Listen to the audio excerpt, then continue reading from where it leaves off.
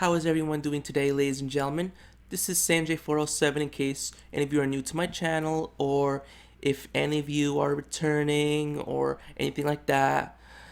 But anyway, I would like to say if you haven't checked out my music video or my Daytona Beach vlog, make sure to check that out whenever you can.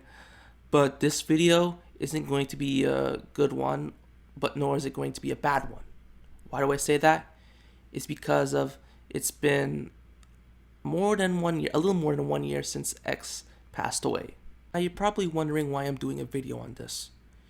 It was because that X not only made good music, but he also did some good for the community, like give PSs to unfortunate kids.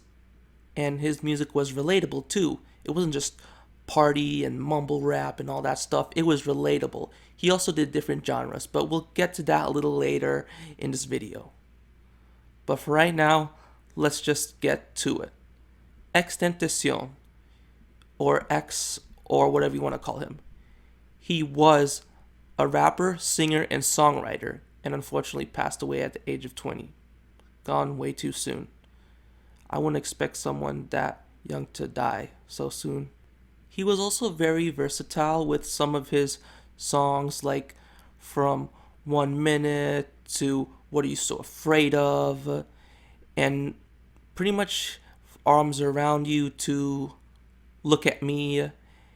He pretty much just did not only hip hop or trap rap, but also some reggaetonish type beat, which was the Arms Around You, and some rock, and he also did a little bit of lo-fi, can't forget the lo-fi.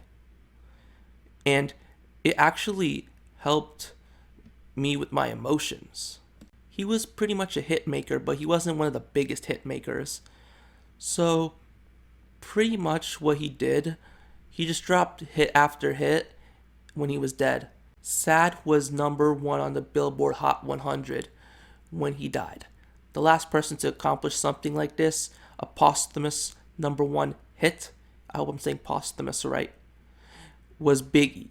This is why I think X is the next Biggie Smalls, because both of them got #1 hits after they died. I actually could relate to some of his music, like Changes, Baby I Don't Understand It, You're Changing, I Can't Stand It. So when did I hear about this exactly?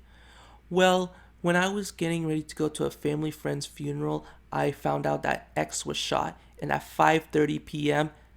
sharp that was, yeah, I hope I'm right, I found out that he was killed from the bullet. And pretty much it was a death that made me cry a little bit. But here's the thing. When I found out that he died, I thought it was a joke. A big joke. I'm like, please tell us you're alive, X. And then 2 people commented, no, it's been confirmed that he died. I'm like, oh my gosh. Can't believe it. This was tragic. Even people from UK and Guyana that I knew about this stuff. And it was pretty tragic. He also had a YouTube channel on vlogging and so forth. But let's not forget, get Q. It was a make-up word that he made. And apparently, when he died, Get Q has been announced. Well, he had been announced, Get Q. Hopefully he's the next X, for real. But even though he had some troubles with the law, like many troubles, we don't know if that's the behavior that led him to die. Like, that could be some people's theories, but hey. Not to mention, he also foreshadowed his own death. Like, worst thing comes to worst, I, expletive die, and so. And he actually got it right. So what was it like for X before his death? Or moments before his death? There was a dark-colored SUV following him. And X and his uncle arrived at a motorcycle shop. And then the SUV drove in front of X and blocked him. I mean, it didn't block him 100%, but it was just enough to block him a little bit. I mean, if I were him, I would have just driven away.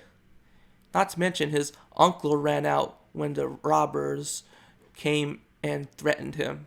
A brief struggle occurred when X was having an argument with the two robbers, and then next thing you know, bam, right in the neck.